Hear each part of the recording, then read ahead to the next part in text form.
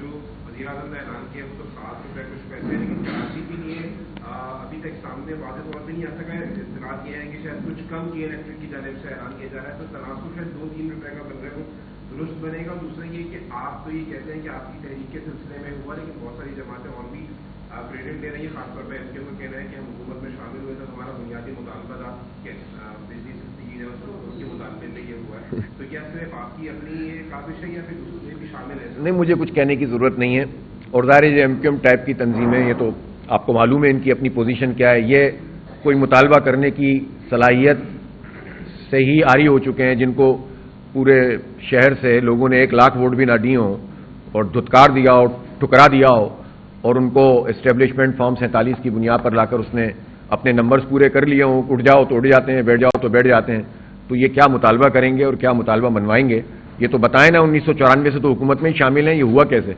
پہلے تو اس کا جواب دیں. یہ تو چھوڑیں, ان پہ میں زیادہ بات نہیں کرنا چاہتا. وہ تو لطیفے آپ نے سنے ہوئے نا کہ وہ جب کوئی واقعہ جنگل میں ہو جاتا ہے بڑا, تو کچھ جانور جو ہیں وہ اتراتے پھر رہے ہوتے ہیں, چوہے وغیرہ, اور کوئی ان سے پوچھتا ہے کہ بھئی اتنے کیوں اترا رہے ہو میاں چوہے؟ اس نے کہا بس وہ شیرنی اغوا ہو گئی ہے. تو اس نے کہا شیرنی اغوا ہوئی ہے تو آپ کیوں اتنے اترا رہے ہیں؟ آپ نے اسٹرا لگا لیا ہے دم میں, اتنا اکڑ رہے ہیں آپ. اس نے کہا بس وہ FIR میں میرا نام بھی ہے. تو اس طرح کے لوگ تو ہوتے ہی ہیں, لیکن بہرحال ان سب لوگوں کے نتیجے میں قوم کے سامنے تو سب کچھ ہے نا. وہ تو زندہ لوگوں کا اجتماع تھا نا کہ جو 14 دن تک راولپنڈی میں دھرنا دیا تھا, اور پورے اسلام آباد کو جو بلاک کیا گیا تھا, اور چاروں طرف سے جو ہے وہ لوگ پہنچے تھے, اور پورے ملک میں جو گرفتاریاں ہوئی تھیں, اور پھر اس کے بعد جو معاہدہ ہوا تھا, اور اس کے بعد اس کا فالو اپ ہوا تھا, اور وہ جو ہڑتال ہوئی تھی, تو اس میں یہ سب پارٹیاں کہاں تھیں؟ تو اس لیے کریڈٹ تو لینے کے لیے بہت سارے لوگ آئیں گے اور آتے رہیں, ان کو حق حاصل ہے, وہ جو چاہیں کہیں. لیکن اصل بات یہ ہے کہ پوری قوم کے سامنے یہ جماعت اسلامی ہی ہے جس نے ان ایشوز کو ٹیک اپ کیا, ورنہ یہ ایشوز تو پاکستان کی کسی پولیٹیکل پارٹی کے ایجنڈے میں شامل ہی نہیں ہے. میڈیا کے تمام دوستوں کی تشریف آوری کا شکریہ, تمام خواتین و حضرات, کیمرہ مین اور ہمارے فوٹوگرافر, ہمارے صحافی بھائی, رپورٹرز سب تشریف لائے ہیں. کل وزیر اعظم صاحب نے بجلی کی قیمتوں میں کمی کا اعلان کیا. اس کمی کا تو ہم نے خیر مقدم کیا ہے, اور ہم یہ سمجھتے ہیں کہ وہ IPPs جو اس وقت بھی پاکستان کے عوام کا خون نچوڑ رہی ہیں, ان سے بات کرنے کے لیے حکومت تیار نہیں تھی, اور حکومت یہ کہہ رہی تھی کہ چونکہ ہمارے ان سے معاہدے ہیں اور یہ بین الاقوامی عدالتوں میں چلے جائیں گے, اور اس کے نتیجے میں پاکستان کے لیے مشکلات پیدا ہو جائیں گی, لہٰذا ان IPPs کو ہمیں ایسے ہی چلنے دینا ہے, اور یہ ہماری مجبوری ہے کہ بجلی کے بل اسی طرح سے آتے رہیں. پہلی مرتبہ جماعت اسلامی نے ہی اس پورے مسئلے کو پوری قوم کے سامنے پیش کیا, پوری ورکنگ کی, اور یہ بتایا کہ 1994 سے لے کر اب تک جو IPPs بنی ہیں اور ان سے معاہدے ہوئے ہیں, ان کی اکثریت جال سازی پر مشتمل ہے. یا اس میں دھوکہ دہی کی گئی ہے, یا اس میں کرپشن کی گئی ہے, یا اس میں اپنے من پسند لوگوں کو نوازا گیا ہے. اس میں حکومتی IPPs بھی شامل ہیں, اور اس میں انڈیویجولز کی IPPs بھی ہیں, اور بین الاقوامی IPPs بھی شامل ہیں. ہم نے تفصیل سے جب ورکنگ پوری قوم کے سامنے رکھی,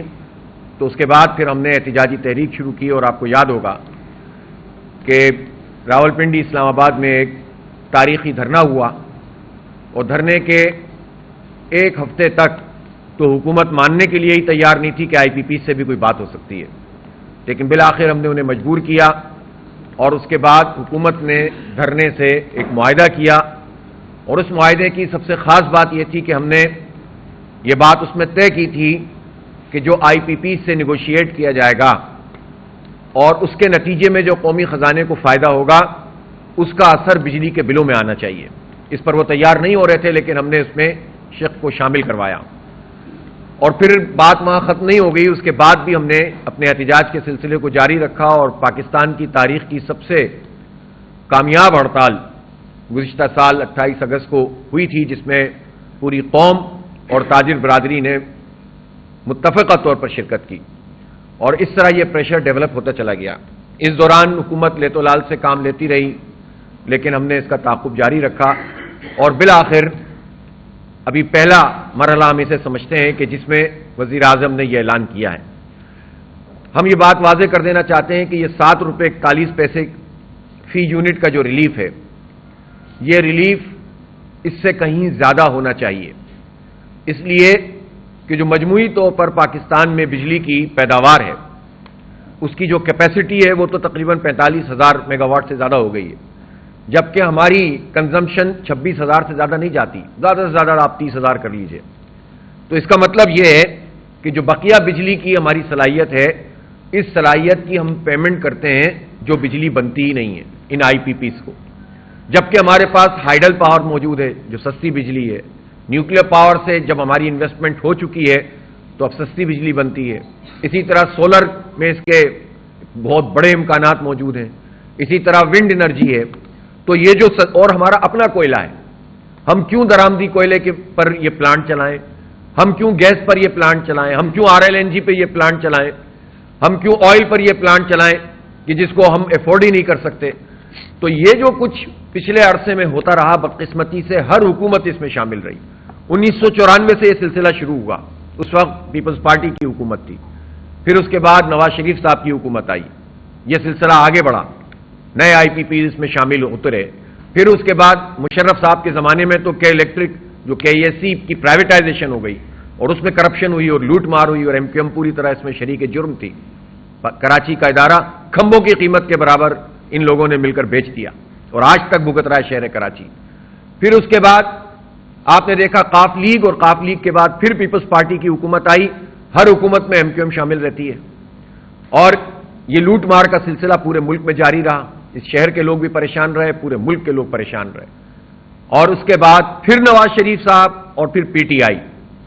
اور پھر اس کے بعد جو ہے PDM 1 اور PDM 2، یہ ساری حکومتوں میں آئی پی پیز کو مکمل سپورٹ دی گئی۔ عمران خان صاحب کے زمانے میں جن آئی پی پیز سے نیگوشیٹ کیا گیا، وہ چند آئی پی پیز سے نیگوشیٹ کیا گیا، وہ بھی ایک فکس پرائز پر، اور جو رپورٹ آئی اس پر عمل درآمد نہیں ہوا، اس لیے کہ قریب ترین جو لوگ تھے وہ ان آئی پی پیز کے آنرز میں شامل تھے۔ لہذا